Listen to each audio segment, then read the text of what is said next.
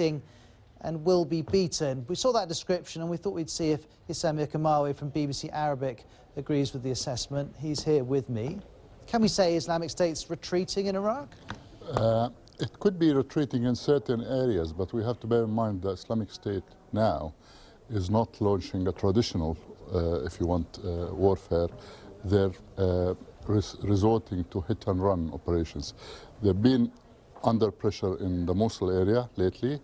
However, they've been able to launch attacks elsewhere, and this is a trademark of how capable they are of launching such attacks. So it's less about territory and more about killing people, as Al-Qaeda have done for many years. Absolutely. It's more about guerrilla warfare. They're hitting urban areas, in Baghdad in particular, where crowded areas like today, the square in Sadr city where the attack took place, it was a very crowded area. Someone drove into a truck to the square where day laborers gather.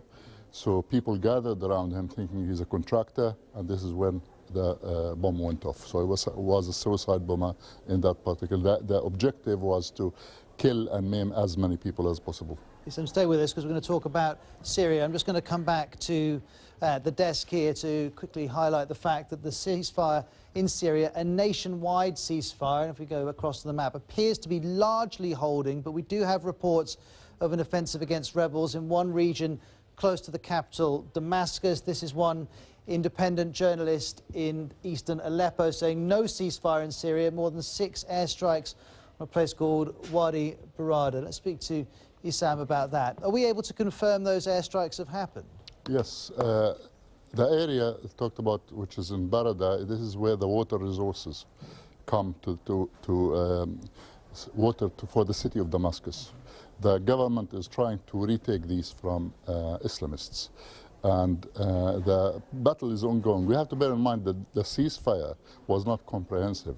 They declared at the time that it did not include fighters or guerrillas like Jabhat al-Nusra and IS. So most of these areas are outside the ceasefire, if you wish. We've seen lots of ceasefires and lots of ceasefires fail. What's your analysis of how this ceasefire is going? Well, this ceasefire is being brokered by both Turkey and Russia. Russia is the main player in Syria at the moment. It holds most of the cards in terms of the leverage they have over the President Assad.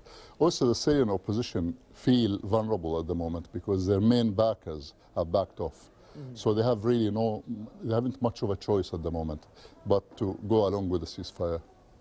Issam, thank you very much indeed. That's Issam. And if you want to get more on those stories from Iraq and from Syria and you speak Arabic, do join Issam and his colleagues on bbcarabic.com and BBC Arabic.